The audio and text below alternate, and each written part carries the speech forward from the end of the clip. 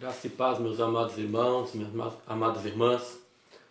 Quero, neste vídeo, tratar com os irmãos, conversar com os irmãos a respeito do texto de Tiago, capítulo de número 5, dos versos 13 em diante. Eu vou pular algumas partes do texto, eu vou aquelas que considero ser mais relevantes.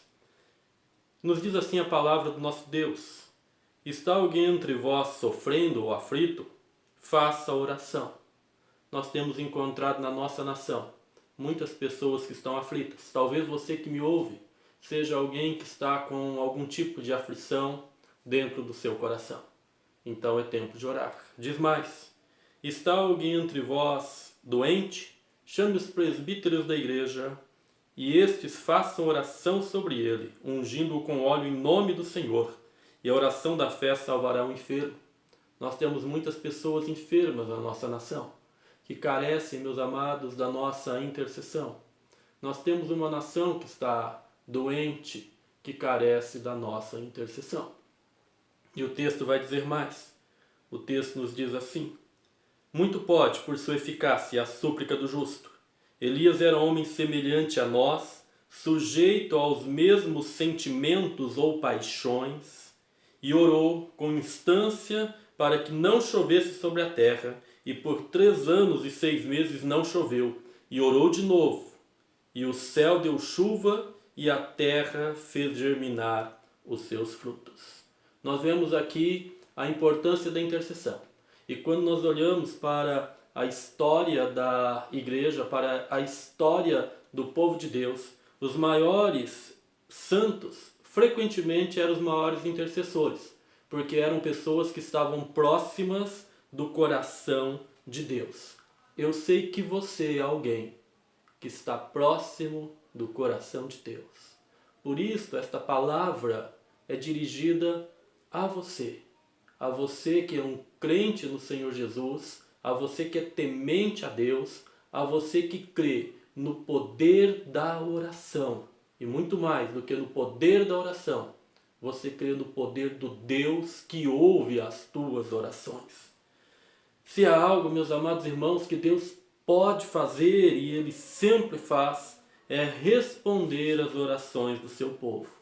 E neste tempo, nós carecemos nos colocarmos diante de Deus em santa reverência, mas ao mesmo tempo com ousadia de fé, e conversarmos com Ele sobre o momento que estamos vivendo, falarmos das nossas angústias, dos nossos medos, das nossas aflições, do desejo que nós temos para o nosso país, do desejo que nós temos de ver a nossa nação restaurada, a nossa nação curada por Ele. Então é preciso permanecer na presença do Senhor, dialogar com Ele, intercedendo, confiados que o Senhor, baseado no seu caráter, na sua fidelidade, no seu amor, na sua bondade, na sua justiça, há de ouvir o nosso clamor e responder-nos segundo a sua boa vontade. É tempo de nos tornarmos verdadeiros intercessores. Na quarta-feira escrevi um artigo que falava a esse respeito. O artigo é um chamado à intercessão por uma nação doente, baseado em Ezequiel capítulo 22, verso de número 30, quando Deus, Ele, através do profeta, fala com a sua nação, com o seu povo, dizendo que buscava uma pessoa que pudesse se colocar na brecha, alguém que fosse um intercessor entre ele e a sua nação. Confesso, meus amados irmãos, que eu preciso aprender a orar. Confesso, meus amados irmãos, que eu tenho olhado para o texto de Lucas, capítulo 11, verso 1, e vejo ali a oração dos discípulos, ou o pedido dos discípulos ao Senhor Jesus, ao vê-lo orar, e eles dizem: Senhor Jesus, ensina-nos a orar. Os discípulos reconhecem que eles não sabiam orar como convém. Paulo vai falar a mesma coisa, ou nos traz A mesma ideia em Romanos capítulo 8, verso 26. Paulo vai dizer que nós não sabemos orar como convém. Meus amados irmãos, minhas amadas irmãs, o que pedir ao Senhor? Como pedir ao Senhor numa hora como esta? Que fé nós precisamos ter? A Bíblia nos diz que se tivermos fé do tamanhozinho de um grão de mostarda, nós vamos pedir grandes coisas ao Senhor e Deus vai atender. Não precisamos de uma grande fé, mas precisamos de uma pequena fé em um grande Deus. O Deus que ouve a nossa oração. Nesta hora, meus irmãos, onde nuvens escuras se aproximam no horizonte, nós precisamos tornar a nossa teologia de oração em vida prática. Conversando com o irmão Edinho esta semana, ele falou algo que ficou gravado na minha mente. O irmão Edinho disse: pastor, este é o momento que a igreja tem que exercer o seu papel. Eu entendi da seguinte maneira, meus irmãos, que nós não podemos nos acovardar diante das incertezas do amanhã, que nós precisamos permanecer firmes, que nós precisamos buscar ao Senhor em oração, que nós precisamos ser sal e luz deste mundo. Somos frágeis, sim, porém muitas vezes nós não nos exercitamos para podermos enfrentar o dia mau. E a situação é de um momento em que nós precisamos ser fortes.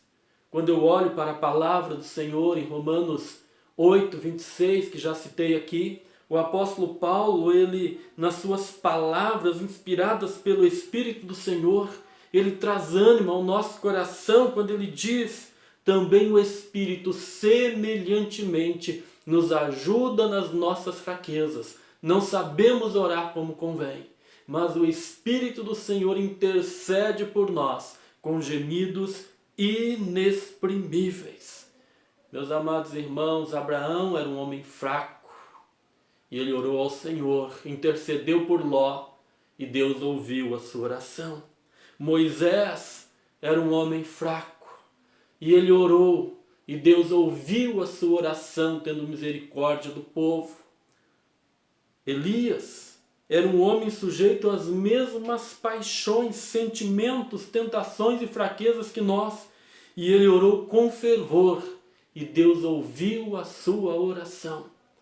Então, meus amados irmãos, a oração eficaz, aquela que produz milagres, não é algo que pertence apenas a uma classe elitizada, não é algo que pertence apenas a algumas pessoas no meio do povo de Deus.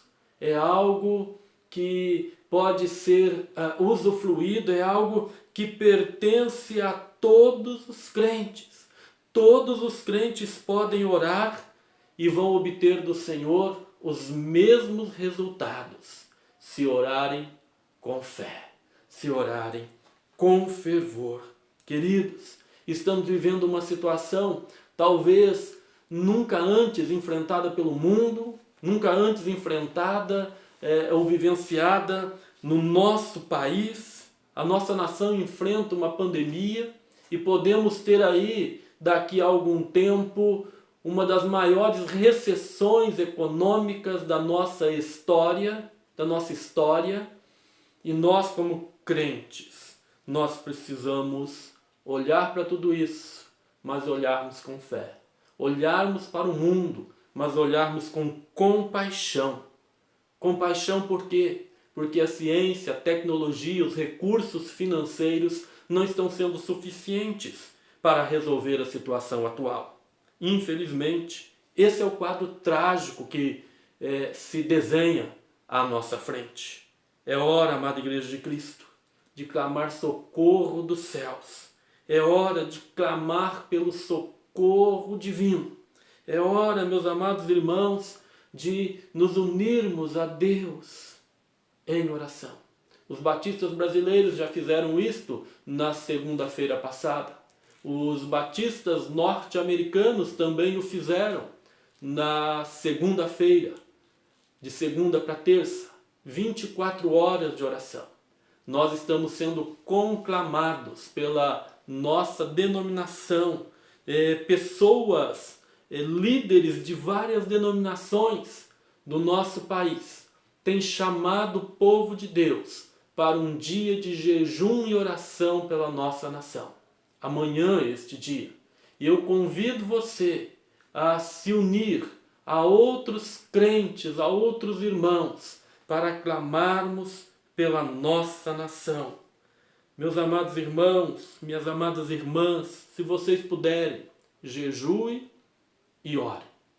Se você não puder jejuar por algum motivo, ore ao Senhor com fervor. Ore ao Senhor, levante um clamor diante do Senhor, para que Ele possa olhar para a nossa nação e ter misericórdia do nosso povo.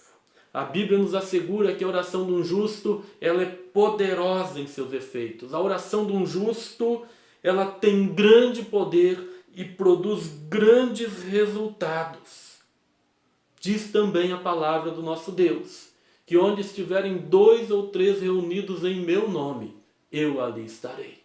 Enquanto nós dobrarmos os nossos joelhos, ou ao dobrarmos os nossos joelhos, ao nos unirmos em oração, em todos os cantos da nossa nação, o Senhor Jesus estará atuando no nosso meio. O Espírito do Senhor estará operando sobre a nossa nação.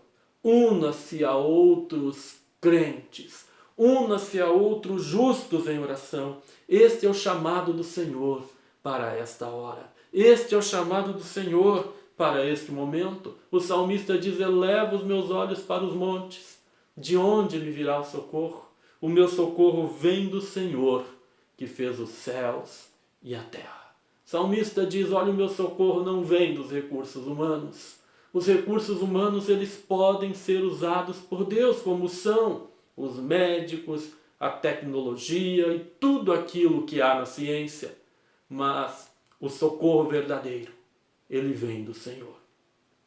Salomão, após construir o templo, houve da parte do Senhor orientação do próprio Deus que em tempos de calamidade o povo deveria buscá-lo. O texto vai dizer: se o meu povo, que se chama pelo meu nome, se humilhar e orar e buscar a minha face, e se converter dos seus maus caminhos, eu ouvirei dos céus, perdoarei os seus pecados e sararei a sua terra. Segundo Crônicas, capítulo 7, verso de número 14. É tempo de nos humilharmos debaixo da poderosa mão de Deus. É tempo de buscarmos ao Senhor e clamarmos a Ele para que Ele derrame sobre nós a sua infinita misericórdia e a sua maravilhosa graça. E sare, e cure, e restaure a nossa nação. Eu conto com você para juntos nos unirmos ao nosso Deus nesta batalha de oração. O Brasil precisa da tua oração. O Brasil precisa do teu clamor. O Brasil precisa que você se coloque diante do Senhor e clame por restauração e clame por cura. Interceda, interceda, crendo que Deus ouve a tua oração.